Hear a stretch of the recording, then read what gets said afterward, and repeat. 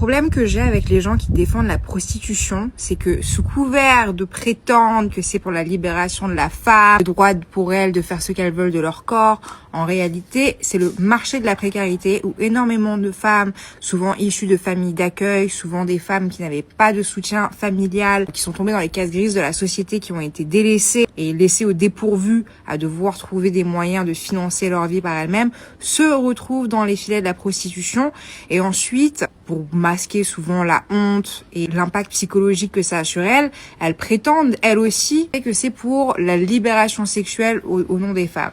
Mais c'est faux, c'est du conditionnement social. Le besoin financier biaise l'esprit critique et le libre arbitre. À partir du moment où des gens font des choix parce qu'ils sont dans une situation de précarité, en fait, c'est une forme d'exploitation. S'ils étaient dans le bon environnement social, avec la bonne structure familiale, le bon conditionnement autour d'eux, afin d'éviter d'être dans ce genre de situation, ils ne le feraient pas.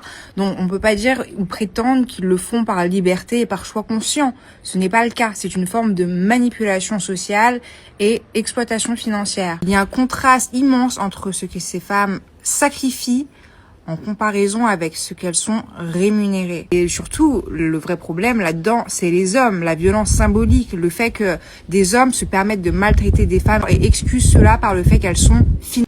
Et des gens tentent encore de prétendre que la prostitution est une solution, voire même dans certains pays, c'est considéré comme un droit. Mais un droit pour qui? Un droit pour les hommes qui viennent abuser de ces femmes. Si on se soucie réellement de ces femmes, on leur fournirait une structure sociale où elles n'auraient pas besoin de marchandiser leur corps afin de survivre. Et elles n'auraient pas besoin de prétendre que c'est normal parce qu'on ne leur imposerait pas des dictats en premier lieu.